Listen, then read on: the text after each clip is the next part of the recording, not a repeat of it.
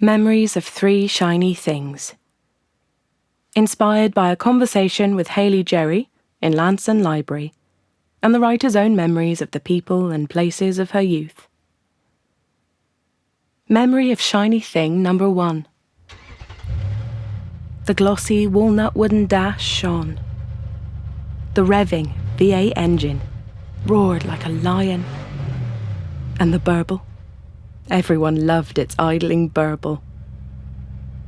The Triumph Stag Grand Tourer, with proper comfortable leather seats and electric windows.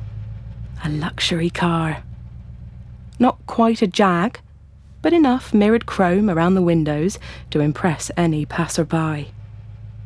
It was a design classic, the mastermind of Giovanni Michelotti, designer of the Alfa Romeo and the Lotus Esprit, yes, the one that turned into a submarine in the Bond film, The Spy Who Loved Me. Between nowhere lanes and everywhere roads, the Stag flew. It sailed into the battlements of the historic town of Launceston, full of arched windows, gentlemen's outfitters, and haberdashers galore. It was worth the trip. The lady, Peggy, whose car had brought them to this metropolis, loved the Stag.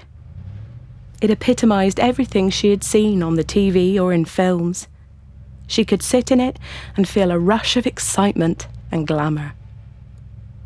The Stag waited for the pointsman to beckon it through the narrow archway at Southgate Street. "Lovely car," the pointsman murmured. A parking space became vacant in the square nearby, and the Stag nipped in smartish. Its long extended bonnet chrome bumper protruding out into the street. The air filled with the waft of chips and battered cod from the nearby shop. Shiny Thing number 2. In Vanstone's cafe, a large chrome Italian coffee machine, gleamingly impressive, and seemingly furious at being stuck steaming, gurgling and hissing its treacle brew into small cups all day.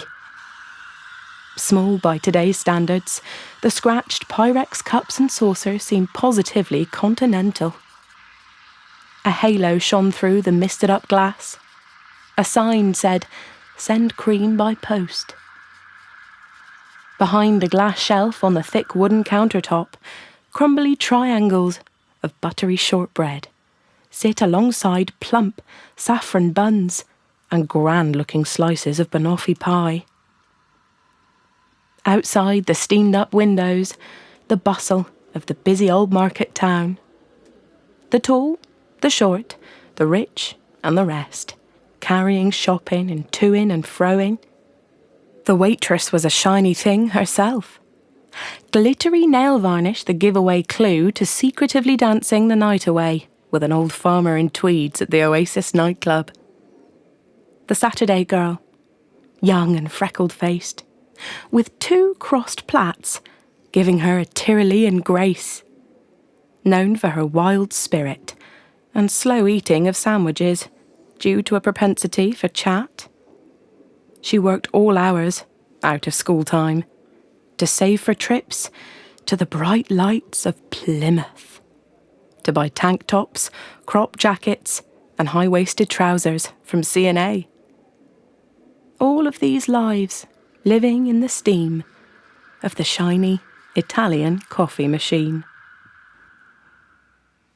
Shiny Thing number 3. A later memory. This century now. Same town. Lying in bed in a nursing home in a repurposed school is another shiny thing. A person this time. The brightest of bright minds who invited you to sit round her Rayburn on a low stool, eating currant buns from a round tarnished tin, from the tall thin larder in the corner. She remembered every birthday, name and detail she'd ever been told, regardless of whether she'd met a person in person or not, so to speak. She would listen and laugh, catching up on the multitude of happenings since our last meeting. Listening, weaving, and gathering histories. Making a veritable rag-rug of tales from news near and far. Always in the back kitchen, mind, never the front room. There was always plenty of talk. Stories told whilst blackberry picking up quiet roads during the sleepy afternoons. Stories of this easterly part of Cornwall, which is noted for being held in a dream state. All that knowledge, all that remembering, natural, authentic, real. As shiny as the glistening blackberries she picked. Perfect. This podcast was written and recorded as part of O Region's From the Horse's Mouth project. For more information about this and other O Region work, visit o-region.co.uk.